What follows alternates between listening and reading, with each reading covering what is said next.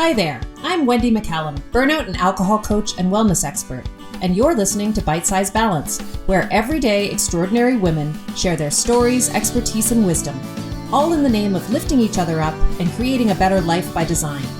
Whether it's wellness, career, relationships, food, alcohol, mindfulness, hormones, or parenting, we talk about all things women's balance.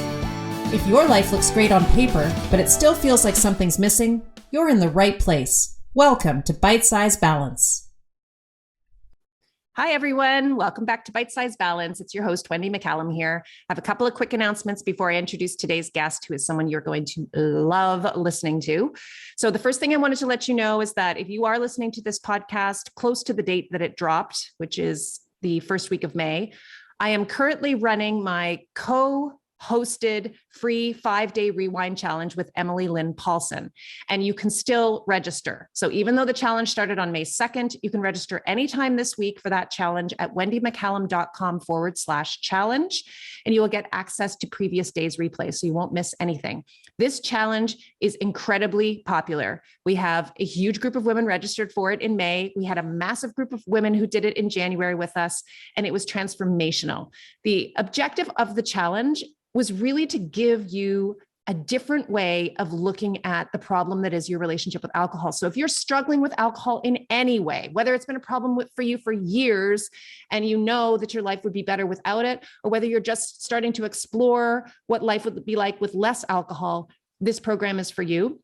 It involves daily sessions with Emily and I, where we coach for a half an hour. They're live sessions, so you can come live to these sessions. The second half hour of each session is a live open Q&A, and that's where the conversation really gets interesting, because we actually answer the real-time questions that you guys have about why it's so hard to change your relationship with alcohol. We're going to give you what we know to be the keys to doing this thing differently this time, and to actually achieving some permanent change instead of just going back to the same old, which is the pattern that I was in for years.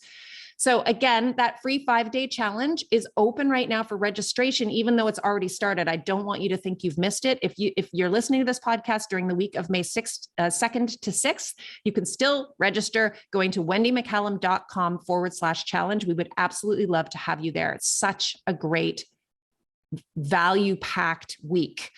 Okay, the second thing I want to let you know is that on the heels of that free challenge, we will be opening up for registration another 6-week Rewind group coaching program. So this will be the third time we've run the Rewind program.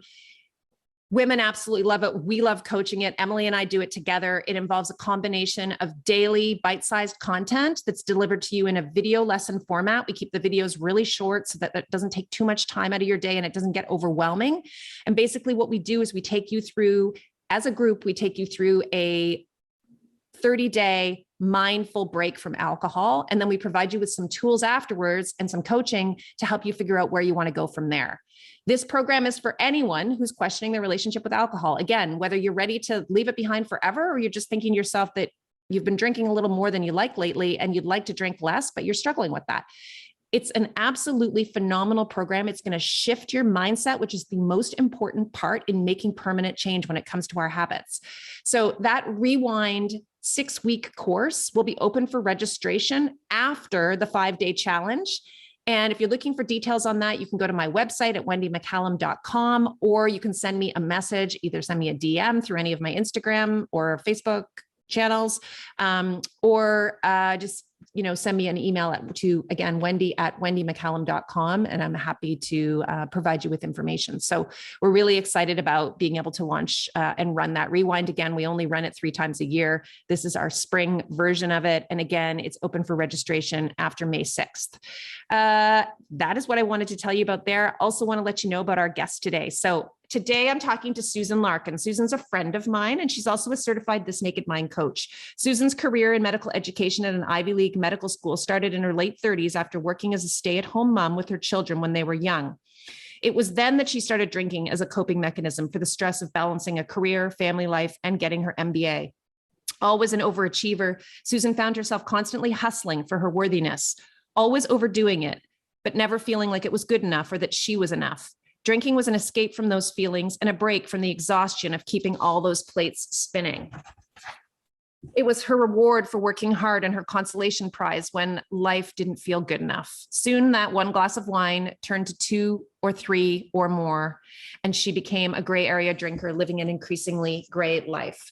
Susan found This Naked Mind just like I did. That is the book that really changed everything for me. And the programming of This Naked Mind and that experience was so transformational that she decided to become a certified coach herself.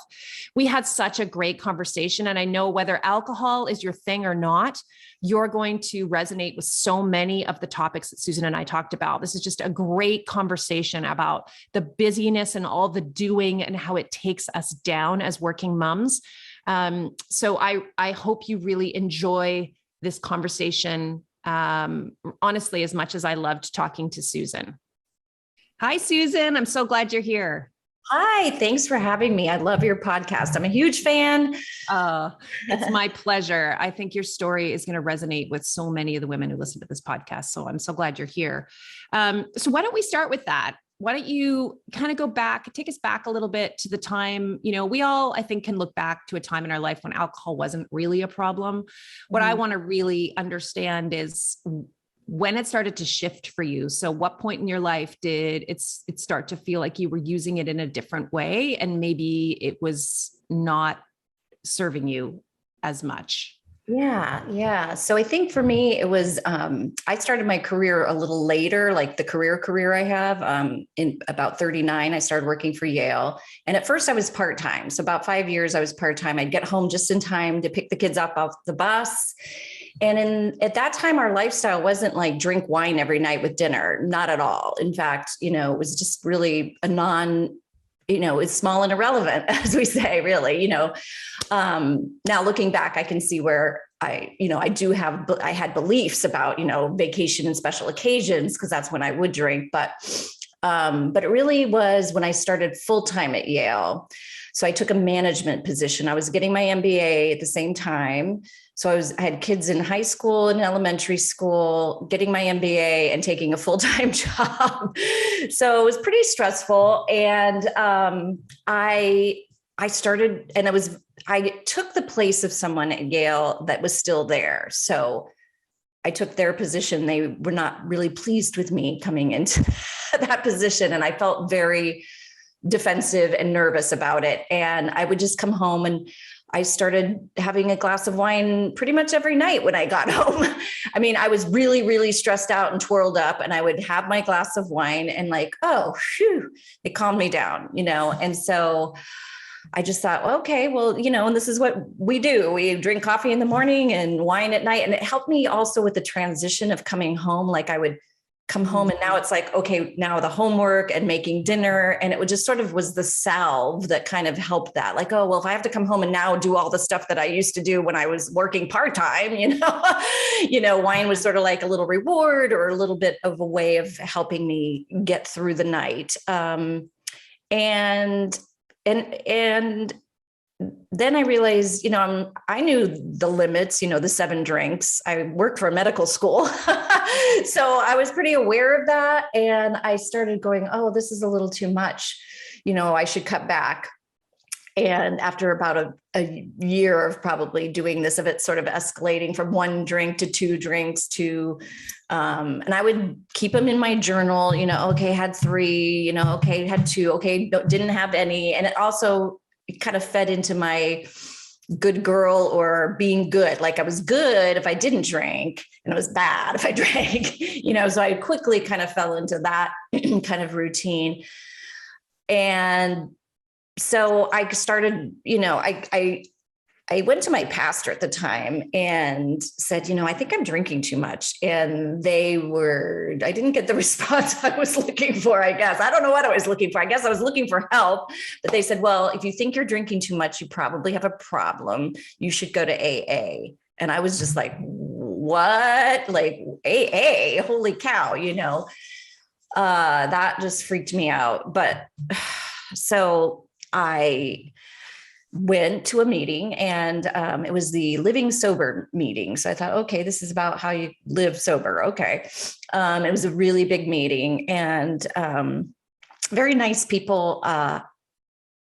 So I appreciated that. I just felt so, I went to the meeting and, I got all the materials and I ended up getting a sponsor, but it was like I never really believed that I was powerless. And I really didn't like this idea of having a disease. Like, I just was weird. I remember going out to dinner with a girlfriend of mine and I was like, yeah, I guess I have this disease. And she was like, I don't think so. I don't know, Susan, you seem pretty together to me. And I'm like, I don't know. But it was just weird. Like it felt wrong. It felt like I was buying into something that I didn't believe. And it was just rubbing me the wrong way. But at the same time, it was giving me a lot of support. Right. Yeah. I went to some women's meetings. They were lovely women, really great. But I always felt like I didn't have a burning platform. Like I had a friend who's in AA and she was like, Susan, if I drank, the next thing I'd be in the gutter with a needle in my arm. And I'm like, that is not me. I'm like, where are the people that just drink a little too much white wine? Like I couldn't find my people, So I just, but at the same time, they were giving me a lot of support. I had a sponsor who was like, call me every day. And I'm like, okay, I don't even call my mother every day, but she was just giving me so much. And so I felt very appreciative of that. And it did help me stop drinking, except again, it was this good and bad thing. Like I was only good if I didn't drink and I was bad if I drank. And so I got to a point where we went on vacation, which is interesting because it's part of my story.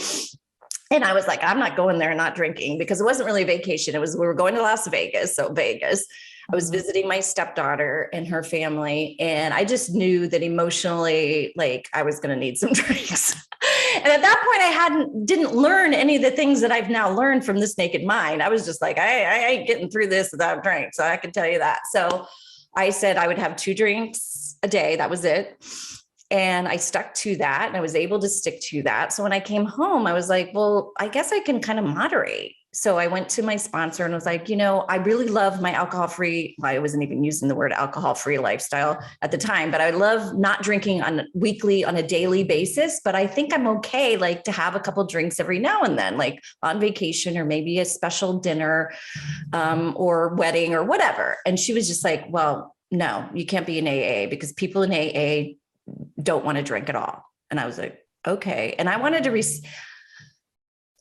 respect that. Like, I didn't want to go to meetings and be what I would call a stumbling block for other people. Like, you know what I mean? So I was respectful of that, but then I left and just was crying because I was like, okay, I felt adrift. It was like I was cut off and adrift. And now I was on my own to like figure all this out. And so I managed to, I guess, moderate for a couple of years. I don't know what you would say, successfully or not. There were times when I overdrank, for sure. And I crept back in for using alcohol as a coping mechanism. It just did, it was too easy. And now with everything I know, I've created that neural pathway already. And so it was just easy for it to creep back in.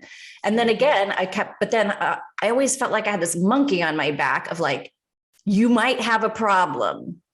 You know what I mean? Like if I drink and if I drink too much, that means I have a capital P problem. And then, oh crap, what does that mean? And so it was very shame inducing. And then I got into a situation where in 2015, my husband bought a music studio. So I'm working full-time at Yale. We buy this music studio, and my son at the time, my son was in School of Rock, which is a really neat thing. And so, but the one near us closed, and my husband decided to create his own kind of thing.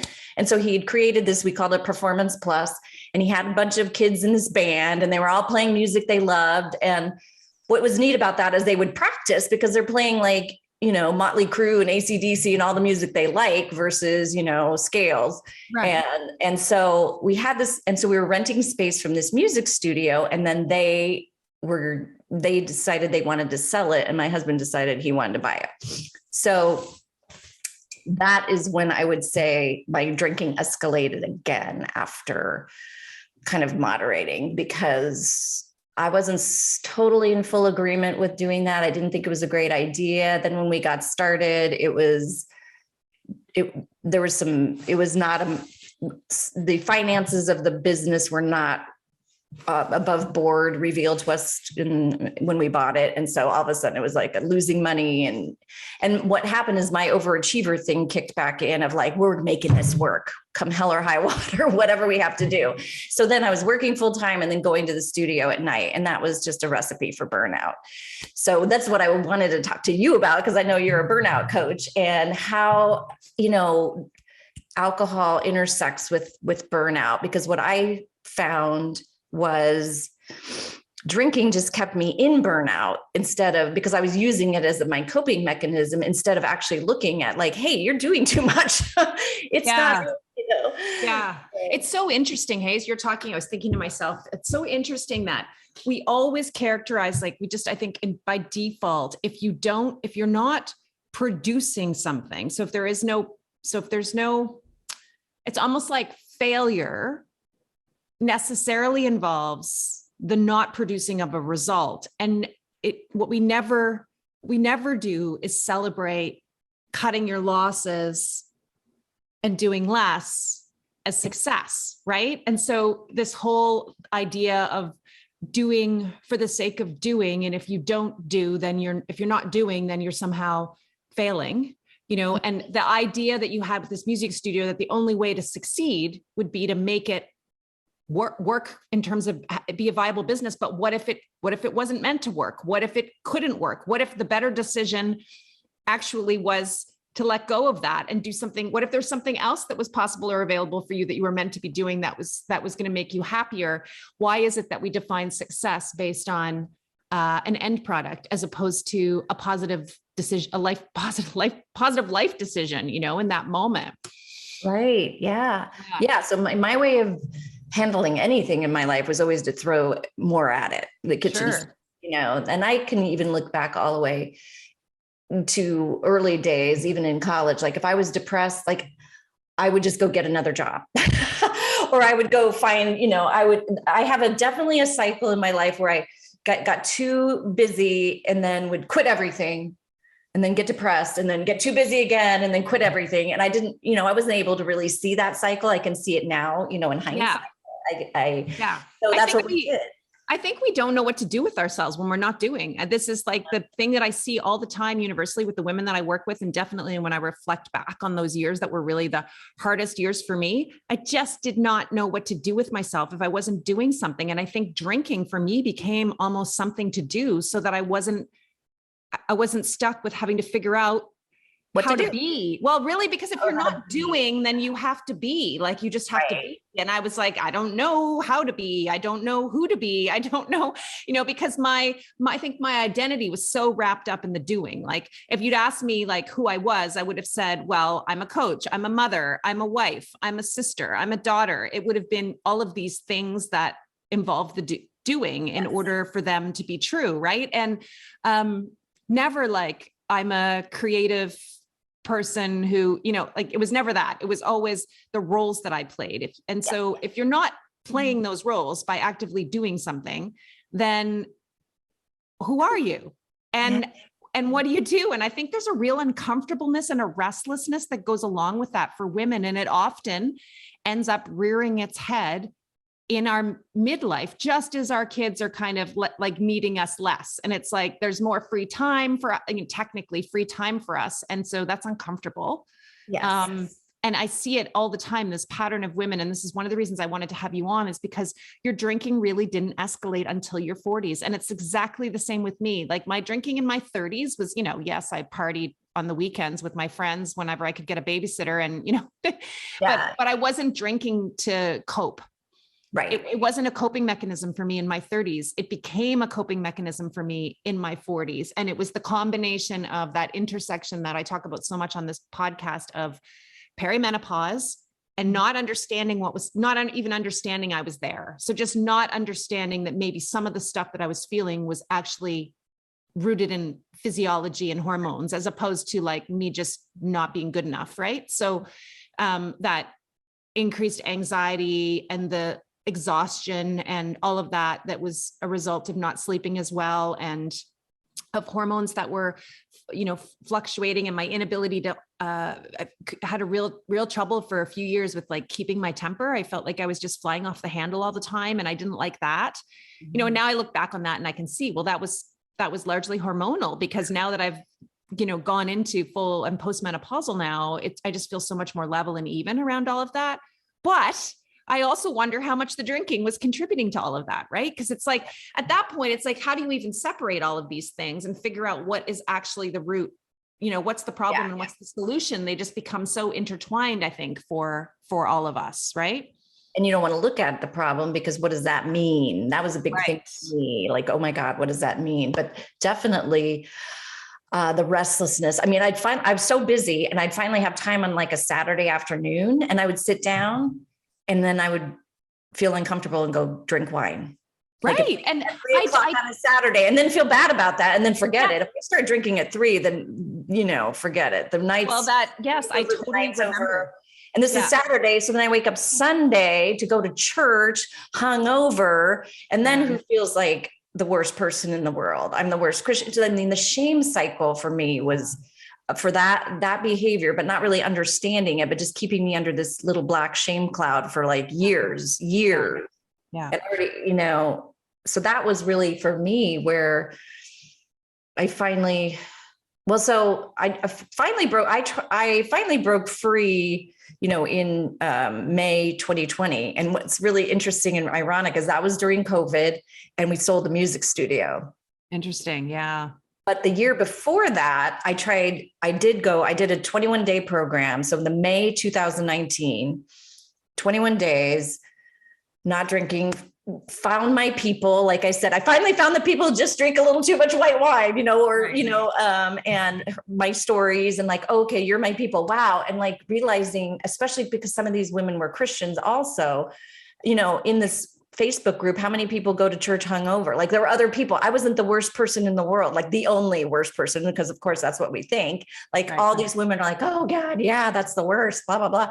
And I was like, oh my gosh, that me too makes you feel like, oh, I'm not the only person. I'm not the, Yeah. So important. The community piece is so important. And so for anyone who's listening, I want to say this. So first of all, I've said this before on the podcast, AA works for so many people. And if it works for you, like, I think Susan and I share the sentiment, like, that's amazing. Keep going, do it, work it.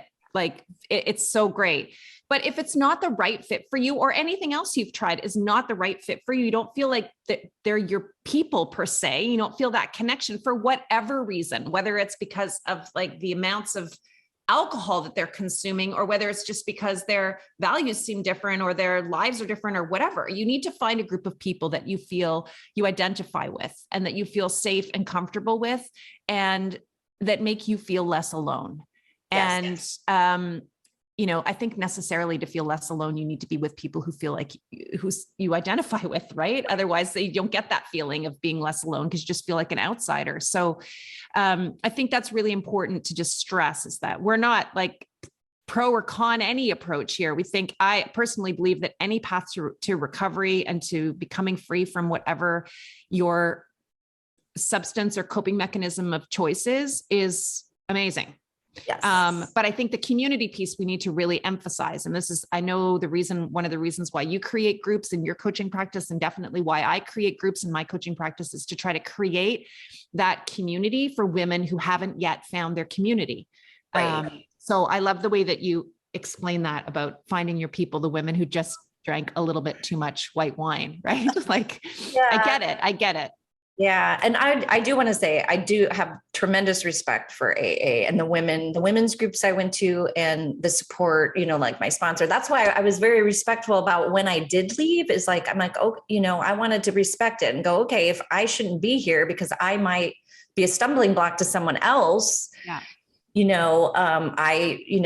wanted to do that. I wanted to be respectful. So, I have tremendous respect, and like, I agree with you wholeheartedly. But once I found my people, then that was, great and good for me. Like that helped me. Mm-hmm. So I, started, but that year, so this is 2019, I hadn't changed anything else in my life. So I was trying to stop drinking. I was still holding on to moderating, especially around vacations and special occasions. I kind of came back to where I was right when I left AA. It was like, okay, I got to that place.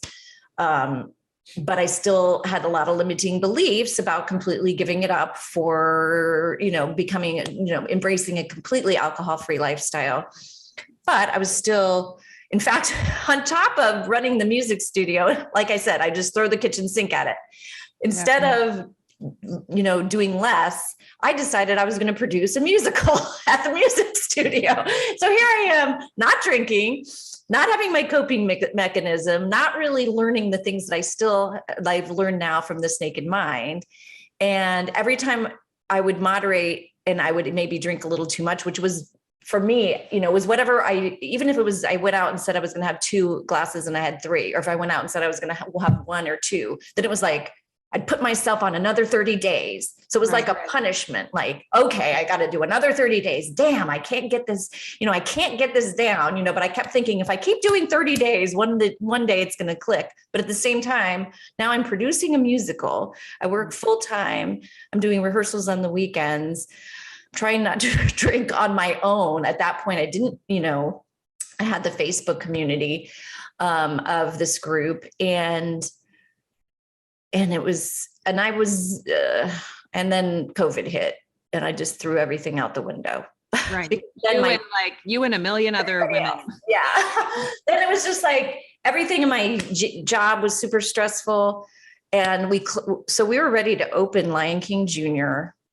And it was an amazing experience. We were not a theater company. We had no pipeline. So literally we were going around and putting those lawn signs out like at night, at 9 p.m. at night, I'm out like in stealth mode in black clothing, sticking like lawn signs out in my community.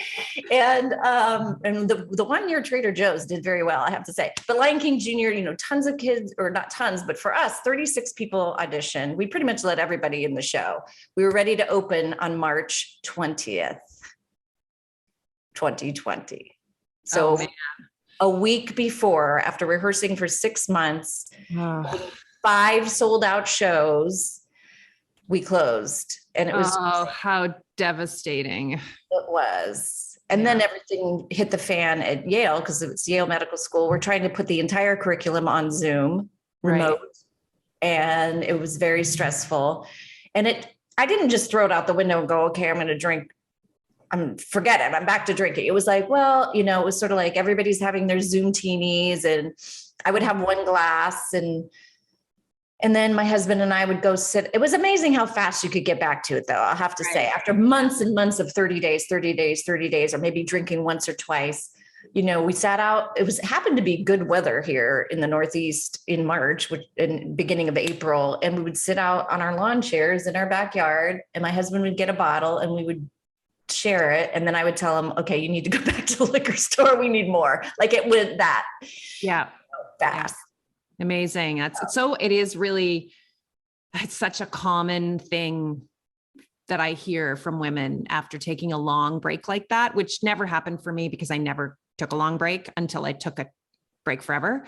I just had all these short breaks that I couldn't keep going. So whenever I hear that story, I always file it away to share with another woman, because I hear it so often. Like people are able to get these long stretches. And definitely when the pandemic hit, there were a lot of women who went back very, very quickly to patterns that they thought they'd never be in again.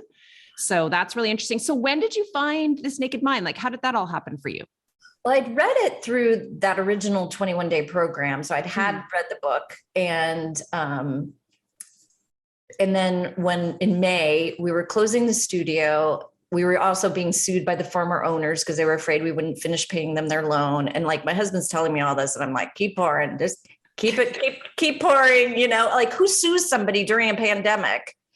And they ended up, because my husband's the power of attorney for his mother, they ended up seizing her assets. Like it got nasty, and we're also cleaning and trying to sell furniture. Well, I didn't sell it. We were putting furniture out on the side. I mean, it was a 10,000 square foot facility. Okay. So we have 5 or 6 couches that were in the different rehearsal rooms. We have we have a whole theater that could fit 125 people. Like we're trying to close this place. But meanwhile, I've already lived for almost a year, somewhat alcohol free on a pretty regular basis. So I'm waking up feeling like crap. Right. Working on Zoom. I would, hopefully nobody from work will hear this, but like there was a week where I don't know that I showered for like 6 days. Like I would just roll out of bed. I was still doing my job, but I was just feeling like crap. And I knew I felt like crap. And I was just depressed. And I was just feeling like, well, I guess this is it. This is just how it's going to be, because I can't do this. And I just resigned to, it was like I was drinking, but I didn't even want to drink. It was like, this is just what I do. This is how, this is what life is now. But then one morning I woke up and I remember waking up feeling like crap and just going, oh, well, who cares? Like that was literally in my brain when I said, who cares? And then I went, I care. That was a huge turning point. I'm like, I care. I don't want to do this anymore. This is I have one life.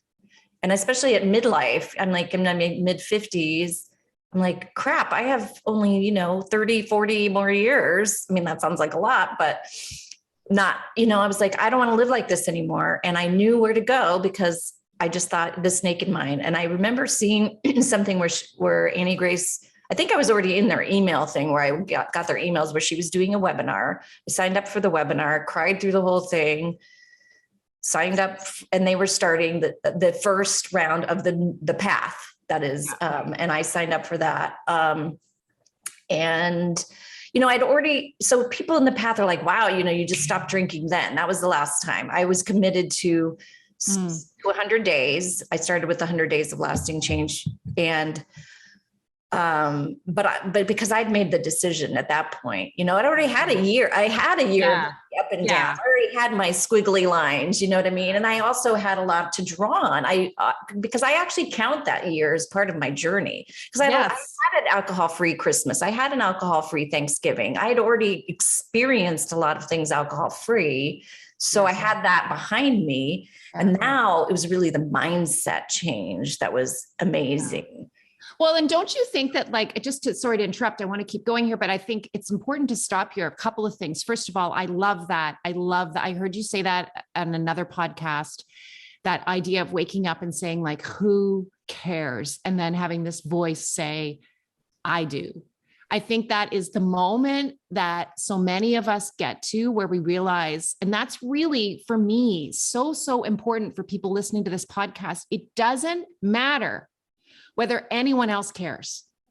It doesn't, because for so many of us, and certainly for me, no one else really cared that I was drinking the way I was drinking. Nobody came to me and said, hey, you think you're drinking too much? Maybe you should, cut back, stop, whatever. I hadn't had any major, any what I would call rock bottom moments with drinking. I definitely had lots of terrible hangovers and, moments that I regretted, but I've been very lucky, that nothing really bad had happened ever. And so I was kind of in that same position for a long time where I actually was sort of like, well, surely, like if this is a problem, someone will let me know, but objectively, no one else saw it as a problem. It didn't look like a problem to anyone else. But that moment you're describing when I heard you say that, and just, again, I got chills when you said it this time, because for me, that's exactly what it was too. I was like, I don't want this anymore.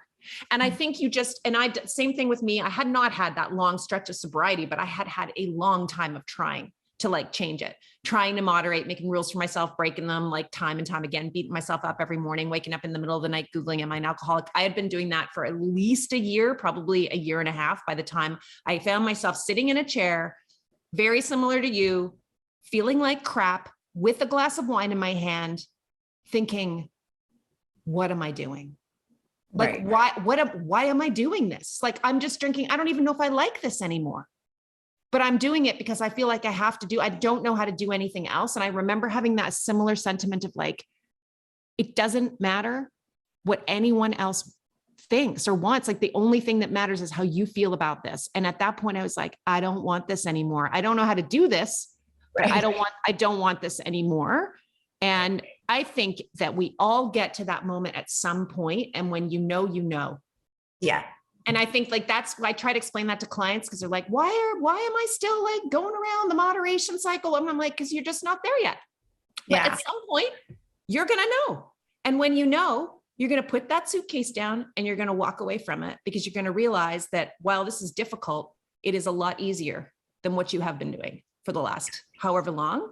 And so I just love how you said that, Susan. And I just thought it was important to emphasize that for women listening. Like, this is really gray area drinking. And the problem with gray area drinking is that it doesn't always look like a problem to anyone else. And everyone, you can always find someone who's doing what you're doing or doing more than what you're doing when it comes to drinking, right? You can look in your circle and say, well, I don't drink that much, or I don't drink, at that time of day or whatever. It doesn't matter. Right. It doesn't matter. Okay, sorry. So keep going. So I think what you said, I think sometimes it's harder for gray area drinkers to get to that point because we know we kind of can drink normal, whatever normal is sometimes. Right. And so that keeps us hanging on when we don't realize that the true freedom, because we're still in liberation, we're in fixation mode. Like, how many drinks, and can I drink here? It's Tuesday night. That's probably not good. How about Friday? Wait, I'm only going to drink 3 times. So let's see, if I'm going out on Saturday, that's one. And then does that mean I can still drink on Wednesday? Like, all this chatter going on in your mind, and you don't realize the freedom when you just finally take it off the table completely. Oh, 100%. But at the same time, so it's almost like our life was like going 1,000 miles per hour. And then it came to a complete screeching halt that summer. But that was amazing. I didn't realize how burned out I was. I mean, my husband and I were like, we have nothing to do all day. Wow. What's that like? But I also was not drinking. So I wasn't using drinking to fill that time. Right. And it was amazing. We're very protective of it now too, as life is life is starting to get busier again. But I would just wander around the backyard, and it was so quiet because there was no traffic. Like, we had a bear come in our backyard at one point. I was like, oh my gosh, all the animals are coming out of the woods. But it wasn't that I didn't do anything. I just sort of wandered around, and then I realized, hey, there's a bunch of flagstones under the deck. Maybe I'll pull those out and make a path around the garden. We had a garden for the first time, like all these things. Like, it was like, wow, this is like kind of how life is supposed to be, like just this time, and reading and just spending time with each other. And my son was home, and just little family together, and then no eating out, and only making it was I know it's a terrible time, but in some ways it was a beautiful time too. There were gifts. I totally agree with that. I just finished a piece that I was writing about that very experience, and how there was just this huge gift in it for me, as awful as it was in so many ways, and as horrible as everything was that was going on in the world. And for my family, it was like we were trapped in a snow globe for 2 months. And, I'm in this little bubble with these people that I love the most, and no one else can come in and no one can go out. And these are the same people who've been basically trying to, leave me slowly over time for the last couple of years, because they were, 16 and 17 when that, or whatever, maybe 16-ish, I guess, when the pandemic hit. And so they were both like planning their escape, like they'd been pulling away. And so I felt like the same thing. And I think that what happened there for you, and what happened for me too, is that there was only so much you could do. So you had to figure out how to be. Yeah. Yes. Like we had permission to just like do less and be more, I guess, because you can only make so many loaves of sourdough bread. Like, there's only so to fill the time. And so I think a lot of us, unfortunately, for those of us who were still drinking, it was actually really, really problematic. But for those of us who had stopped drinking during the pandemic or before the pandemic, it was actually a really great opportunity to start practicing how to waste time, and how to just be, and how to find things that actually filled you up and made you feel good.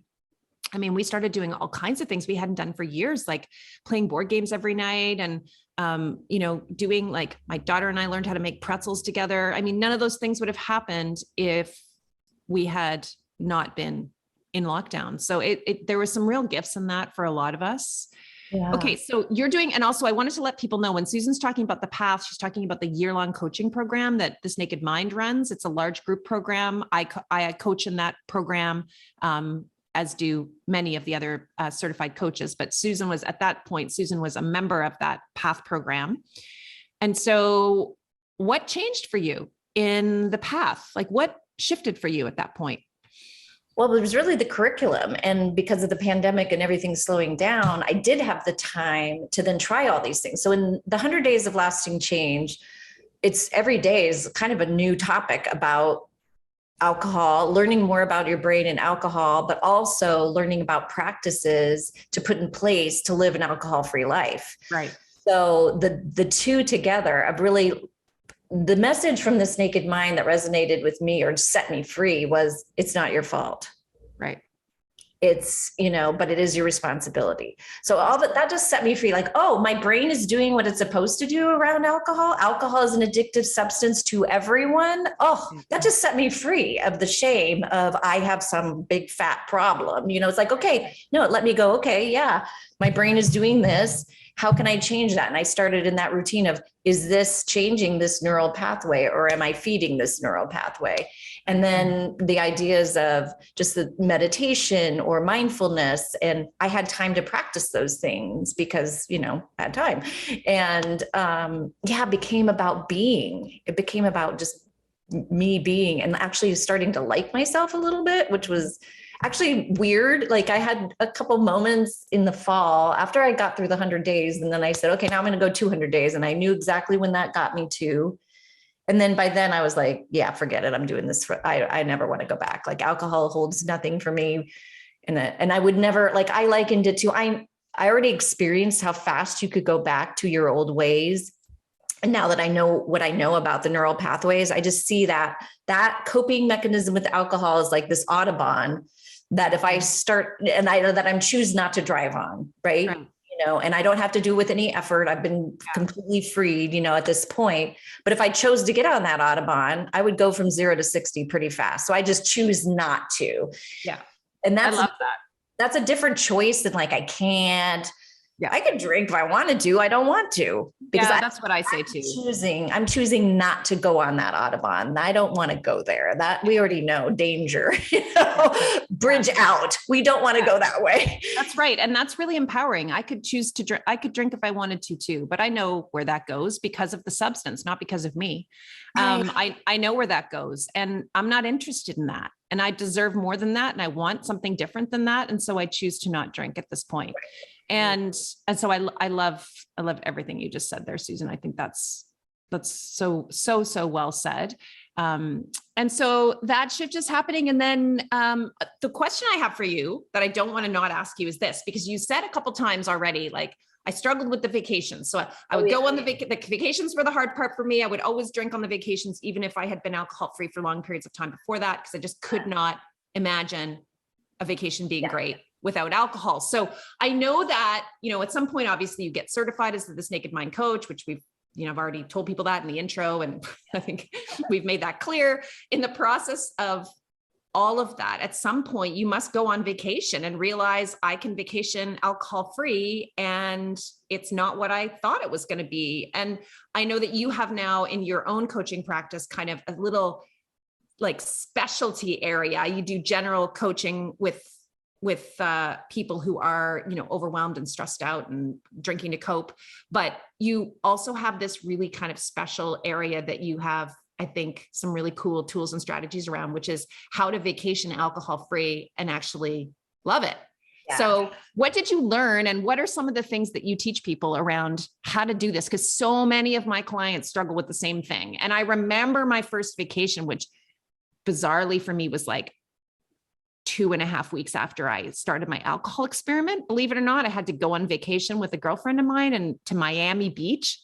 And I remember being very, very stressed out. And I mean, if we're being honest, I was kind of white knuckling a bit in that one because it was so early on, but I was very determined and I was feeling a lot of really great things. And I just knew I had to keep going, but I really didn't have any tools and strategies except for getting up in the morning and going and meditating on the rooftop. That was about the best thing I had going on.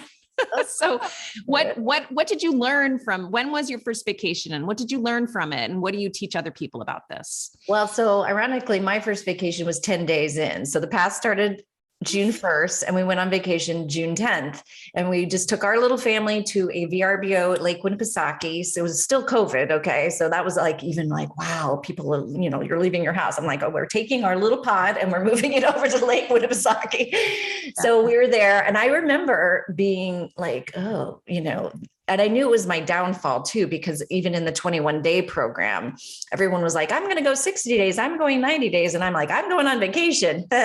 So we're there. And I remember standing on the deck and my husband standing there with a beer. And I was like, I hate you. And I was like, wait, it was like the screech moment. Like, wait, I'm not going to sit here and have wine on this deck. Okay. Oh, how am I going to, it was like, how am I going to do that? But I had, now I had the path. I started listening to Annie Grace's podcast, and there was one, the curiosity aspect. Can you just be curious? And can you go into this situations? How many vacations have I gone into my life? Can I just go into this vacation and go, and be like, this might suck, and that's okay. And hold it loosely. Like, it might be great. It might suck.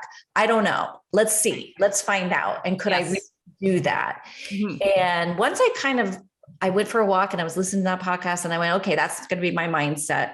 And then once I got into that, it was like, okay, so we went out to dinner one night. We didn't do out much because of with COVID, but we went out one night. My daughter's of drinking age, and she had her friends, so they're drinking, and I'm a little like, but I was, but as it went on, and as I just embraced that, I had my little mocktails, and we sat out on the beach, and then waking up feeling great and going kayaking. And it just we had such a great time. We were laughing so hard. We played these games. We were laughing so hard. We did puzzles. It was fun. It was just a great time. So afterwards I had a wonderful experience of it being a great time. And I could bring that experience, like, okay, I can do this, and alcohol-free living is wonderful, and it made me just, we went out on a boat, and in the past, I would have just sat there with my wine, and let the kids do fun stuff. But now that I'm not drinking, I'm like, hey, let's jump off the boat. I want to go tubing. I started doing all the fun stuff. I started experimenting and wanting to go out kayaking and build a fire and make s'mores and get ice cream. And, because I would limit my calories so I could drink them. Now, all of a sudden I'm like, hey, I'm going to have dessert every night. Yay, me, And not that I was trading sugar. I know sugar can be an issue, but so then the next experience was, so this is all during COVID. And I know a lot of people didn't have a lot of experiences socializing during COVID. So even if you did become alcohol-free during COVID, then once things are now opening up, people are struggling or worried a little bit. Yeah. But my husband's father died or was in hospice. And so we live in Connecticut. We needed to go out to LA. So we went out twice, once to be with him when he passed away, and then the next time for his memorial service. So those were two big family drinking occasions, which is a little different. It's not a vacation, but, we're in a hotel, which is usually drinking in a hotel. That's just a normal routine, or just drinking to cope with this very sad in family dinners with spaghetti and everyone together and wine and this and that. And I had made the commitment, I was close to 100 days at that point. It was like at day 89, I think I remember.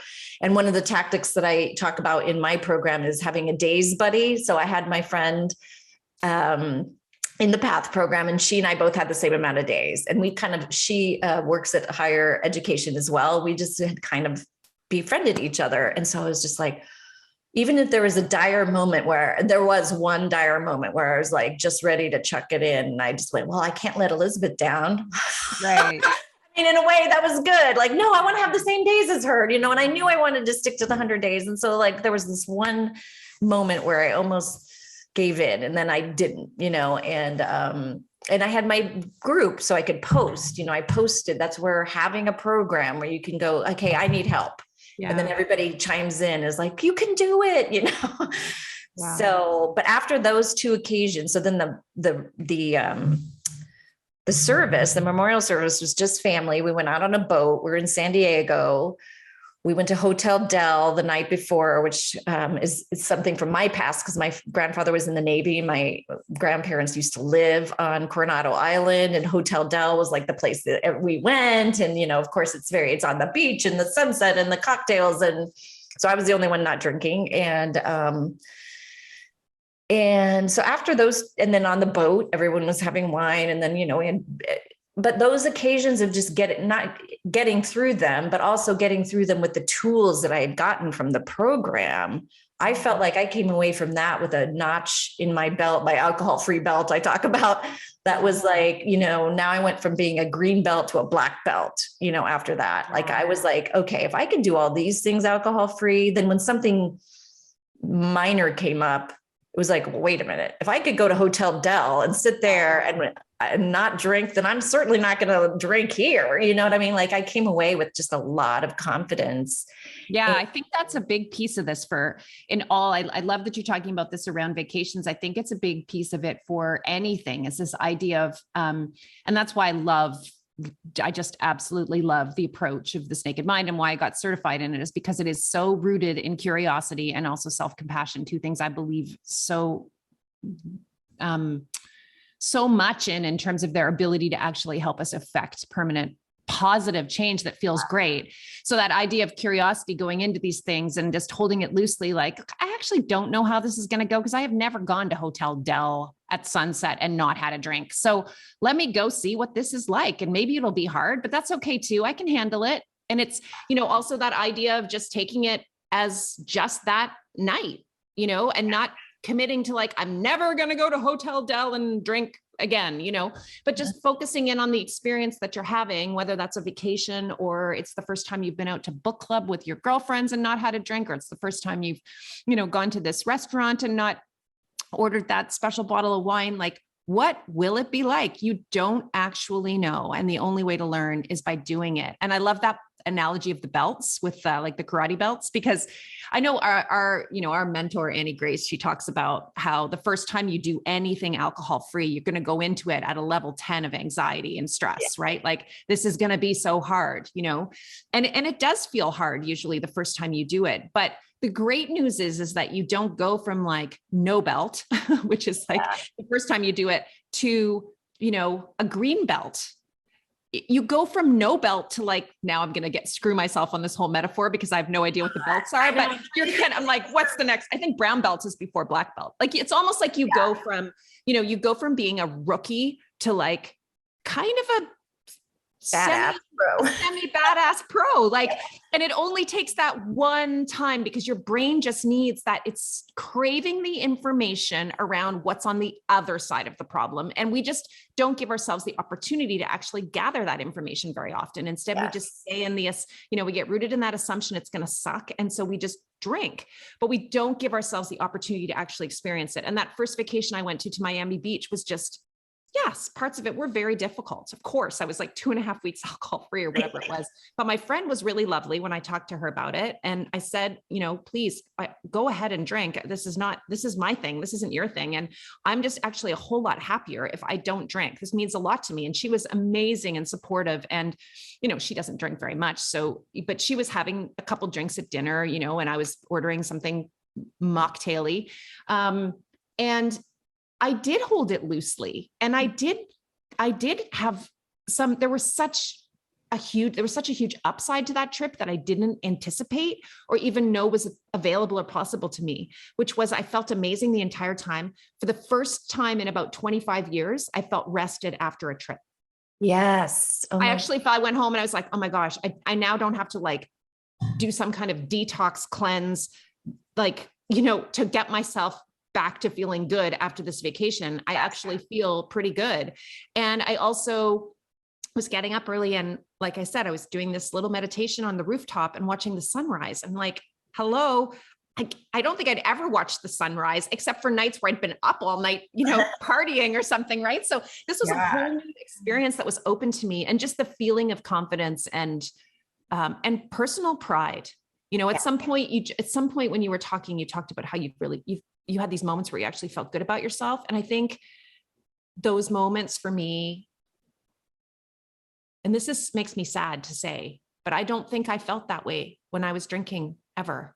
Me either. Even about like all the accomplishments that were completely unrelated to drinking, like just stuff that had not, even I wasn't drinking and I accomplished something. I don't think I felt that same feeling of pride and accomplishment that I have like pretty regularly now. I think, oh, that's good. Or you did a good job on that, or you helped that person, or that, that went really well. Like I have those feelings much more often now that alcohol is not part of my life. I think it just erodes our confidence as women down to the nub. Absolutely. Just down to the nub. And we just, and that of course impacts the likelihood that we're going to take any risks or try anything new. Right. Which is really where this thing I'm always talking about, this like post-alcohol transformation thing that I'm such a fan of, that I see happening with women all the time, where they let go of this thing that's just kept them stuck for so long. And then actually, kind of move into and embrace the possibilities that were always there, but that they just couldn't see. It's just so amazing to me. And I see that with you. Like, I just think it's so fantastic that you decided to become a coach, even though you're still working full-time and enjoy your full-time job. This was something that you felt like you needed to do. I mean, what was the motivation for you to actually get certified as a coach? Well, that's interesting because and in the fall, so I started in June. In the fall, in the program, This Naked Mind, there comes a point where what's your next domino? And I remember freaking out, like, I don't want any more dominoes. Like, hell, I'll just quit drinking. What the hell are you talking about? It's like, but it was a fear. It was a fear for me of picking a goal that wasn't mine, because that's what I had always done. I just supported, I realized that a lot of the things that I'd done in my life, even my MBA and everything, weren't really what I wanted to do. There was stuff I should do. I thought I should do. I always felt like there's that commercial where it says, we don't make this product, we just make it better. And I felt like that's what I did. I didn't have a life or any goals. I just made everyone else's life better. Oh my gosh, Susan, that's so profound. I think so many women will identify that. Just really hit me when you said that. What a good way to articulate that feeling. Wow. So this felt like something of your own, something. Yeah. I remember getting coached by Annie, and she was like, okay, you no goal. No, you just sit.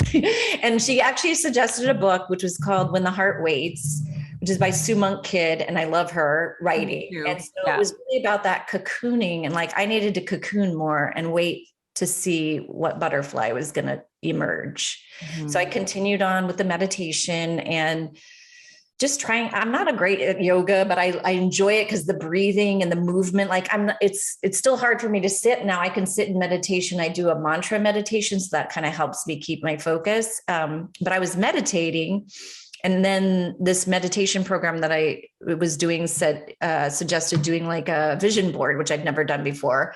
And I had taken a class at Yale on Inside Out coaching, it was called. And I really enjoyed it. And I thought, oh, I really enjoy coaching. So I put that on my vision board while I was, and then, that was on my vision board, had nothing to do with coaching in This Naked Mind. That was just a separate thing. And then when I was meditating, there's a little bit of a manifestation part at the end of meditating or being grateful. And I just was like, oh, it'd be really cool to be on a podcast with my daughter. Because my daughter was doing some podcasts. She's a therapist in New York, and she'd been on this podcast with this other therapist. And I was like, that would be really cool because we could address she had an eating disorder, and we could talk about the parental point of eating disorder and the, kind of how to support an adult child. Anyway, so those are two things. So then all of a sudden I get this email about the coaching program. And I thought, oh, I don't know if that's really, did they send this to me by mistake? I don't think I should be getting this. And then I started in my meditation, I started the coaching and this, and I'm like, oh, wait a minute. That's something that may be a goal and I put it together and I thought, oh, well, maybe this is something I'm supposed to do. And then in the meditation program I had, I get emails from them. And one of it was called Following Charm. And it's like, when this happens and this happens, maybe you should just sort of follow it. And I was like, huh. And I was like, I think I'm supposed to apply for this. Like, this is something I feel like might be my goal, something that I want to do, that I feel strongly about, because I did feel very strongly about helping others in the way that I got the help, and also just getting the word out that alcohol is an addictive substance and there's nothing wrong with you if you become dependent on it. Like that shame cloud. I felt like if other women are suffering under this shame cloud, I wanted to help them. So I applied for the coaching program, and then I got in, and then I was like, then I really just felt like it was something I was supposed to do. And then I love that. So great. Like, it's so great how the stories are, everyone has their story. And I love that idea of following like if the charms are lining up, like following the charm. And I think back to my story about the coaching was completely different because of course I'd already been coaching, right? So I have such great respect for you taking this on when you have a full-time job. I was already doing coaching, but I remember when I did the program, I mean, I was probably like, I did the 30-day alcohol-free experiment because that's unguided, uncoached, because that was the only thing that was available like 4.5 years ago when I first decided to do this. And I remember just even in those 30 days thinking, oh my God, there has to be a way for me to coach this. And because I was already coaching women, I'd been doing that for probably 10 years at that point. Right. And I thought, gosh, like if I can make this happen for me, this is something I want to be certified in. I want to be able to coach. And I started sending emails to This Naked Mind very, very early on saying, will you ever have a certification program? Will you ever certify coaches? I really want to be certified. Will you ever certify? And somehow I missed the beta. So that very first training program, like I had already been sending them emails before that. Like, I really want to get certified in this model. So after I found out that had happened, I was really disappointed because I don't know. I just didn't get any notices. I don't know if I didn't get on the list or what happened there, but, or maybe I don't know. Anyway, but I kept emailing them and got into that very first certification class. But I remember doing the interview for it, feeling like it was probably going to be a great program and I was going to learn a lot and it was going to be invaluable to my clients and all the rest of it, but also feeling like I wasn't worthy of the expense. And I remember sitting with that and talking to a very good friend of mine who's just been amazing in terms of, she's like one of my biggest cheerleaders. And she said, how will you feel if you don't do it? Which is such a great question when you're struggling like that. She said, how will you feel if you don't do this program? How will you feel in 3 months when these people are 3 months into this thing and you're not in it? How's that going to feel? Can you live with that? And I was like, I can't live with that. And then she also, because she's such an awesome cheerleader, she's like basically made a bet with me that it would work. And we've had bets since then around, business growth. And we're good supporters of each other in terms of our own businesses. But that was the turning point for me. And I signed up for the program and never once did I look back on that with any regret. It was a fabulous certification. And then of course, for me ended up leading to that whole thing I was talking about, when you leave alcohol behind and there's this possibility, this potential to actually grow into and be the person that you were really kind of supposed to be probably the whole time. Yes. But you didn't know what that was. And you just had zero clarity around all of that. For me, it was like crystal clear. I graduated from that. I got certified and I was like, this is my niche. I am digging in and narrowing in. And this is what I'm going to do. All these women who are burnt out that I've been supporting, so many of them are using alcohol to cope. That's what I'm going to do. I'm going to do that. And it was just, then there was really kind of an explosion for me after that, because again, the confidence that I had from not drinking was just massive, which it feels like such a small thing when I look back on it, because again, it's like, well, it wasn't that big of a problem. I'm putting that in air quotes, but it was a big deal. It was the one thing that for, years I couldn't get a handle on, and everything else in my life, I was like, feeling like I was kind of nailing it, even though it wasn't what I wanted to be doing. I was nailing it. Right. Yeah. So I love the fact that your experience was your experience and my experience was a different experience. I think people come into all of this, into this world, this coaching world through different avenues. But the thing that you and I have in common is that we both had this confidence and this clarity after we stopped drinking, that there was something else, like there was something missing. And I think I'd known something was missing for a long time, but I was afraid to ever say that out loud. So it never happened. And therefore, because I couldn't say it out loud, I wasn't looking to figure out what it was. Right. So I think that's so fantastic. Oh my gosh, Susan, this has been such a good conversation. I knew we would have no trouble filling the hour. I know. I'm like looking at the time because I do want to say though, That's so in as far as being a coach. So I call myself an alcohol awareness advocate and coach, because the alcohol awareness advocate part of me is the part that, like you said, sort of has emerged. Because you know how you take all these quizzes, and there's one at the church, like find your gifts, you know, all that kind of stuff. I always came out as an activist, but I was like an activist without a cause. I always felt like, I mean, like, you know what I mean? And I would just find these things and throw 100,000%. You know, my husband always jokes, do you always have to give 150%? And I'm like, well, okay, how about 100? And he's like, oh, you know, like, because that's just how I roll. I'm either doing it or not doing it, you know? Right. And like, now this is my activist.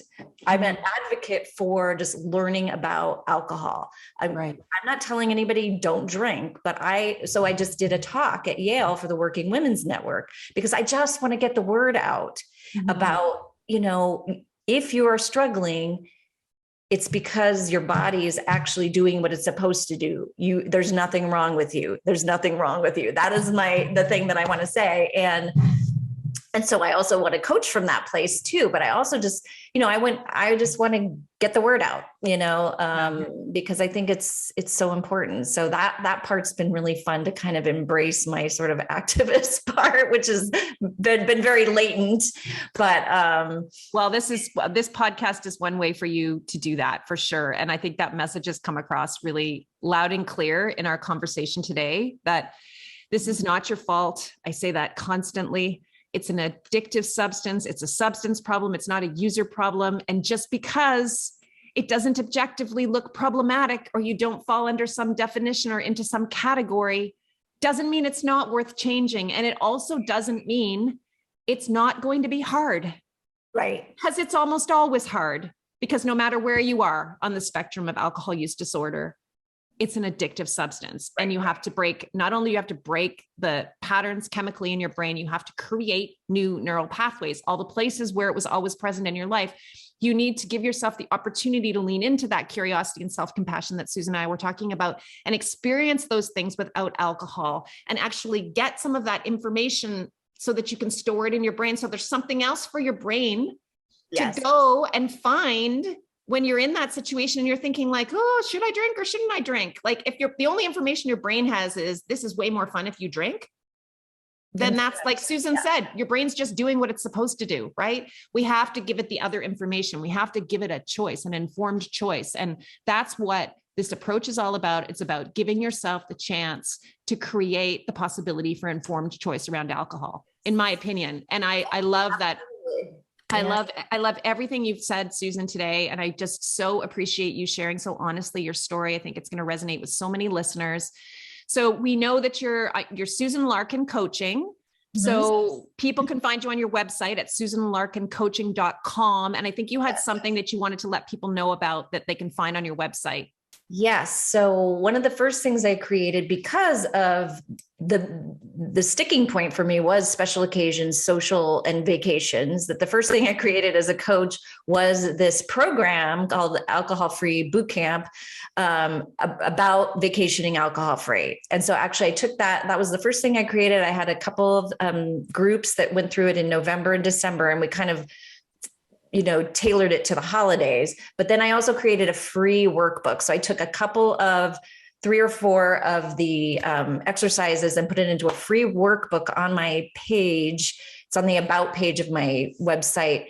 And it really will give you what you need to go on vacation alcohol free. Like if you do these exercises, you'll be able to do that wedding. You'll be able to do the vacation alcohol free. And it's free right there on my website. So I just really, if that's something you struggle with, I would really love it if people would take advantage. And that's so great. So that's at SusanLarkinCoaching.com. I'm going to put the link in my in the show notes with the podcast, Susan, so people can find it, and it's on your about page. So that's wonderful. Thank you for offering that. And thank you everybody for listening today. And thanks for being here, Susan. It's been such a pleasure. It's been so fun. Thank you so much.